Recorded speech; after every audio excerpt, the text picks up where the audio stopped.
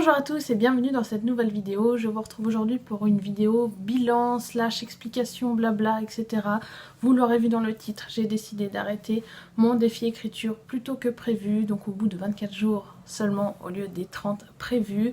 Et j'ai décidé surtout de vous faire une vidéo pour vous expliquer tout ça. Je vous en parlais déjà l'autre jour dans le dernier vlog écriture que je vous remettrai dans le petit si vous ne l'avez pas encore vu. Je vous disais donc le dernier jour de mon défi, le jour 24, que j'avais décidé d'arrêter ce challenge et que j'allais vous expliquer pourquoi. Donc c'est le sujet de la vidéo du jour et on va commencer tout de suite. J'ai essayé de vous faire ça un petit peu, de faire un petit plan histoire que ça parte pas dans tous les sens. C'est mon problème, hein, ça m'arrive aussi de partir dans tous les sens et là j'avais envie de vous faire une vidéo assez claire et qui vous explique tout, surtout plutôt que de vous dire ça dans les vlogs. Donc écoutez, on va commencer tout de suite.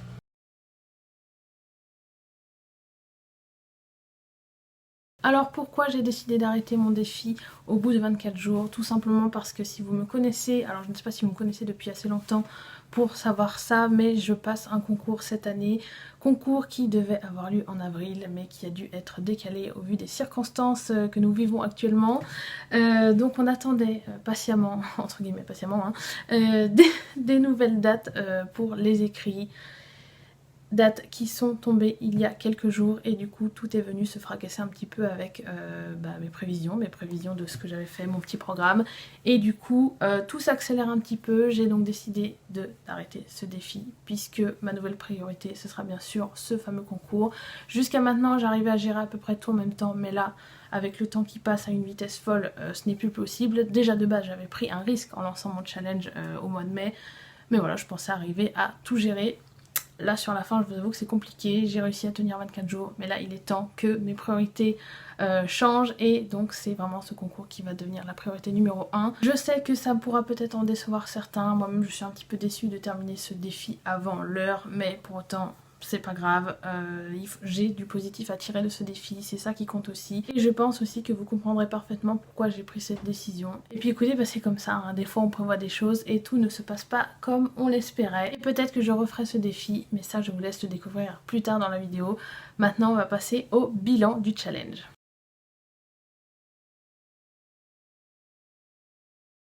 Alors en premier lieu, alors je vous afficherai ça bien sûr à l'écran, histoire que de ne pas vous inonder à nouveau de chiffres trop dans tous les sens.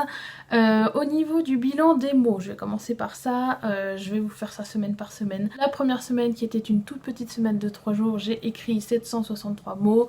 Ensuite la semaine 2, j'ai écrit 4240 mots, la troisième 4118 mots et la toute dernière du challenge, la semaine 4, j'ai réussi à atteindre presque les 5000 mots puisque j'ai écrit 4990 mots. Ce qui nous fait, si vous êtes très bon en calcul mental, vous savez déjà le résultat, ça nous fait un total pour ces 24 jours d'écriture de 14 111 mots. Je suis contente, je suis plus que contente. Comme vous le savez, je me lançais ce défi pour savoir de quoi j'étais capable. Je ne pensais pas écrire autant de mots. Pour moi, 14 000 mots, ça représente quelque chose d'énorme. Peut-être que pour certains, c'est pas du tout, c'est facile à faire, 14 000 mots. Pour moi, c'est un défi plus que relevé de ce côté-là au niveau des mots. Je suis vraiment très très contente, surtout la dernière semaine à presque 5000 mots. Voilà, surtout que dans cette fameuse semaine, il y a eu des jours où c'était pas trop ça, hein. Donc franchement, très très contente. Alors après, est-ce que j'ai tenu mon défi jusqu'au bout? J'estime que oui, puisque sur les 24 jours, il n'y a eu seulement que 4 jours que j'ai appelé des jours off, entre guillemets. Il reste 4 jours où vraiment je n'ai absolument pas touché à l'écriture, pas un mot, rien, même au niveau de la chronologie, des notes, etc. Il y a eu des jours un peu plus, enfin des jours sans écriture, mais cela, ça respectait mon défi, le fait de me plonger vraiment dans mon projet. Donc voilà, 4 jours off sur 24, je pense que c'est quand même très très bien. J'ai réussi surtout à être régulière et ça franchement je suis plus que contente. J'ai réussi à m'y tenir. Même si parfois, voilà, il y avait moins d'inspiration, moins de mots, etc. Et donc maintenant, quel est le résultat de ce défi? Le résultat, c'est un prologue écrit, 6 chapitres complets. Alors complet, c'est pareil, il peut y avoir des améliorations, des ajouts, etc. à faire plus tard. Mais pour les avoir relus récemment, donc moi au moment où je tourne la vidéo, c'était hier, j'ai relu, donc j'ai terminé la correction des temps au niveau de mes chapitres 4, 5 et 6 et franchement je suis plus qu'heureuse de ce que j'écris. Mes chapitres me plaisent énormément, mes personnages aussi me plaisent tellement, je les aime déjà. Ça fait à peine 6 chapitres que je suis avec eux, mais J'ai créé des personnages qui vraiment sont pas tout à fait comme je l'imaginais. Ils ont un petit peu évolué par rapport à l'idée que j'avais en commençant mon défi, mais je trouve qu'ils prennent une très bonne direction et j'ai hâte de pouvoir potentiellement les retrouver. En tout cas, tout ça a dépassé mes espérances, comme je vous l'ai déjà dit. Un prologue 6 chapitres, voilà, je n'espérais pas, je n'en espérais pas tant. Je pensais même d'ailleurs finir ce défi 30 jours en ayant juste des bouts écrits, peut-être pas des chapitres complets. Et là, je vois que voilà, un prologue 6 chapitres, que demander de plus? J'aurais pu faire encore mieux. Mais là, je me suis rendu compte aussi c'était très bien que j'arrête à ce moment-là, puisque je suis arrivée à un moment un petit peu charnière de mon écriture. Si vous avez suivi mes vlogs, vous le savez un petit peu, je suis arrivée à ce chapitre 6. Et pour la suite, il faut vraiment que j'arrive à caler tout en place, que je fasse une chronologie précise avec les événements dont je veux parler pour chaque personnage, comment les intégrer avec l'avancement de mon univers, les différents événements qui vont arriver et un petit peu tout chambouler. Et en fait, je me dis, faire ça sur la dernière semaine et devoir m'arrêter le 30 mai parce que j'aurai mon concours, je pense que ça aurait été trop frustrant. Donc il vaut mieux que je m'arrête maintenant et que je reprenne plus tard et que je laisse poser. Voilà, ça je crois que vous l'avez compris, j'aime laisser poser, ça m'aide énormément. Et je pense que, mine de rien, cet arrêt de défi et cette pause plus tôt que prévu ne pourra que m'être bénéfique. En tout cas, je l'espère. Voilà, donc écoutez, tout se cale un petit peu finalement plutôt bien, voilà, c'est sûr que j'aurais préféré continuer ce défi avec vous et pouvoir vlogger et vous proposer un petit peu plus de contenu, puisque là forcément la suite, je vous en dirai aussi tout à l'heure un peu plus, mais sur la chaîne va y avoir un petit peu de changement dans les semaines à venir. Mais voilà, donc là on laisse poser et on verra ce que ça donnera. Au niveau des bénéfices très concret du défi, ça m'a montré que déjà que j'étais capable d'écrire, j'étais capable de me plonger dans un projet, de m'y tenir, de laisser se développer mes idées, d'être inspirée, d'être emportée par l'imagination et par l'écriture. Moi je vous l'ai déjà dit je crois dans un vlog, mais cette sensation qu'on a quand on commence à écrire et qu'on relève la tête au bout d'1 ou 2 heures et qu'on a déjà écrit 1000-2000 mots sans s'en rendre compte et qu'on était tellement plongé dedans, voilà, moi j'aime tellement cette sensation. Ça m'était déjà arrivé plusieurs fois d'avoir cette sensation, mais là pas à ce point et pas sur un projet qui me tenait autant à cœur, donc voilà, je veux absolument revivre cette sensation, c'est juste trop bien, c'est comme quand on lit un bon livre et qu'on ne s'arrête plus, c'est voilà, c'est le même genre de sensation. Je me suis rendu compte aussi que j'étais capable de vous poster des vlogs régulièrement, alors c'était pas parfait, hein, comme je vous l'ai déjà dit, je ne suis pas infaillible non plus, mais en tout cas, sur les premières semaines du challenge, j'arrivais au bout des 3 jours à faire le montage, à vous poster le vlog le 4e jour qui suivait les 3 jours. Je sais pas si c'est très français ce que je dis, mais voilà, vous aurez compris. Donc voilà, ça me prouve aussi qu'en fait je suis capable de beaucoup de choses, mais que peut-être que je me sous-estime, je ne sais pas. Et concrètement aussi, je ne m'étais jamais plongée, vraiment, concrètement en tout cas, dans un projet d'écriture. Et là, ça fait un bien fou. Comme je vous en avais déjà parlé, j'avais un projet de roman de fantasy, mais c'était vraiment de l'ordre du... comment dire, c'était un peu... Enfin, c'était abstrait en fait, puisque j'avais des idées, des notes en vrac, j'avais écrit quelques scènes, mais voilà, rien n'est posé, c'est plus des idées, comme je vous l'ai dit. Donc là, on est vraiment tellement dans le concret que... voilà, en plus je suis très contente de mon histoire, je vais arrêter de vous le dire, parce que ça va... Le but c'est pas de vous saouler non plus. Donc écoutez, maintenant je vais passer à la 3e partie de cette vidéo qui concerne les recommandations YouTube.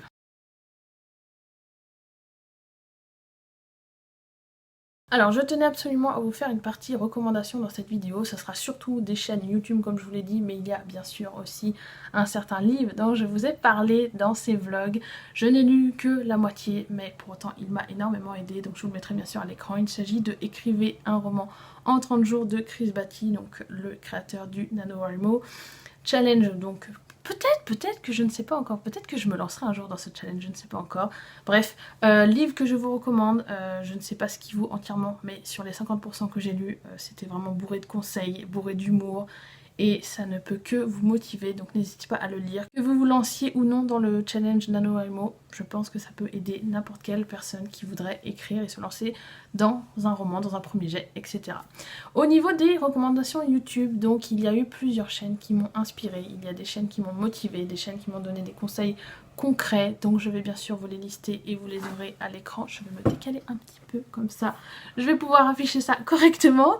Il y a bien sûr évidemment celle, je sais pas si c'est vraiment par elle que tout a commencé, mais Birdie Lee avec ses vlogs Instagram Contrôle mon Camp Nano. Voilà, je me suis lancée là-dedans dans ses vlogs et c'est ce qui a augmenté ma motivation. Donc n'hésitez pas à aller voir sa chaîne, elle parle d'écriture régulièrement, elle fait des vlogs. Voilà, je ne peux que vous la conseiller, elle est très inspirante et c'est aussi grâce à Pauline, donc Bookin, de la chaîne Bookin, que j'ai connu Birdie Lee, donc je ne peux que la mentionner aussi, c'est obligé. Elle parle aussi, Pauline parle aussi d'écriture, un peu moins en ce moment je crois, mais voilà, si vous voulez trouver des vidéos sur l'écriture, n'hésitez pas à aller voir sa chaîne également, vous aurez de quoi faire. Après, en termes de chaîne, à proprement parler, d'auteur-autrice, là j'en ai 4 à vous citer. Il y a d'abord Margot Auteur qui m'a servi beaucoup dans les derniers vlogs.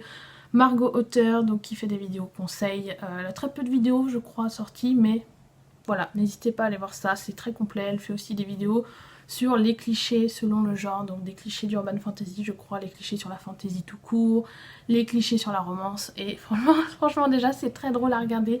Et en plus ça nous aide quand on écrit une histoire dans ce genre en particulier, savoir ce qu'il faut pas faire, ce qu'il ne faut pas mettre dans nos romans pour éviter... Alors les clichés, c'est comme elle le dit aussi, les clichés sont importants, certains sont importants entre guillemets à mettre, puisqu'on se retrouvera toujours dans les clichés, mais accumuler autant de clichés dans un même roman, ça je pense que c'est aussi à éviter. Il y a aussi bien sûr la chaîne de Morgane Écrivain que j'ai beaucoup aimé, que j'adore suivre d'ailleurs actuellement encore, qui fait aussi des vidéos conseils. Elle lit également, ça c'est très très intéressant, je vous conseille vraiment à fond. Elle lit des histoires Wattpad, que Wattpad et Scribd je crois aussi, où donc elle donne ses premières impressions, elle donne des petits conseils au niveau du résumé, comment faire un résumé, ce qui va pas dans l'écriture. Alors ce ne sont pas les histoires, enfin ce ne sont pas des histoires qui seront les vôtres, mais moi j'ai trouvé ça très intéressant puisque j'arrivais à appliquer ce qu'elle disait sur ma propre histoire ou à voir ce qui n'allait pas chez les autres et éviter ensuite de le faire dans mon histoire à moi, etc. Donc franchement, n'hésitez pas à aller voir ça aussi. Vous aurez bien sûr tous les liens en barre d'infos. Je n'aurai pas assez de place dans le petit, donc voilà, allez voir la barre d'infos si ça vous intéresse. Il y a ensuite deux autres chaînes que j'ai un peu moins consultées, mais qui m'ont été très utiles. Il y a d'abord Christelle Lebailly. Elle aussi c'est pareil, elle est autrice et je crois qu'elle est même éditrice si je ne dis pas de bêtises. Donc sa chaîne est bourrée de vidéos conseils. Allez-y foncer si vous en avez besoin. Et enfin la chaîne de May Écriture et Scénario. Pareil, je crois qu'elle a sorti très peu de vidéos parce que sa chaîne est récente. Je ne sais pas exactement pourquoi, mais en tout cas il y a très peu de vidéos, donc ça peut être rapide si vous voulez toutes vous les faire. Et il y a des conseils, comme son nom l'indique, le nom de sa chaîne l'indique, des conseils d'écriture et sur les scénarios aussi. Donc voilà, ça peut peut-être aussi vous intéresser si vous n'écrivez pas un roman mais plutôt des scénarios. Il y a plein de conseils sur, comme moi j'ai pu en utiliser, sur l'infodumping, sur comment construire une intrigue, construire un plan, etc. Donc voilà, c'en est tout pour mes recommandations. Je crois que je vous ai pas mal donné de chaînes. J'espère que vous irez voir ça si ça vous intéresse et que surtout ça vous plaira. Je vais maintenant passer à la dernière partie de cette vidéo qui concerne la suite de ma chaîne, la suite de l'écriture.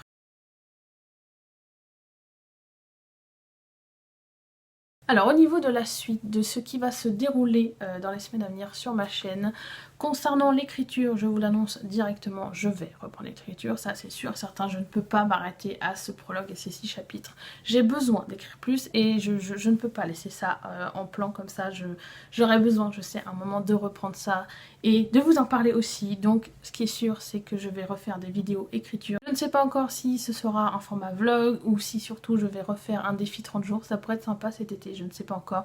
Je verrai en fonction du temps, de l'envie et des moyens que j'aurai de faire ou non ce défi.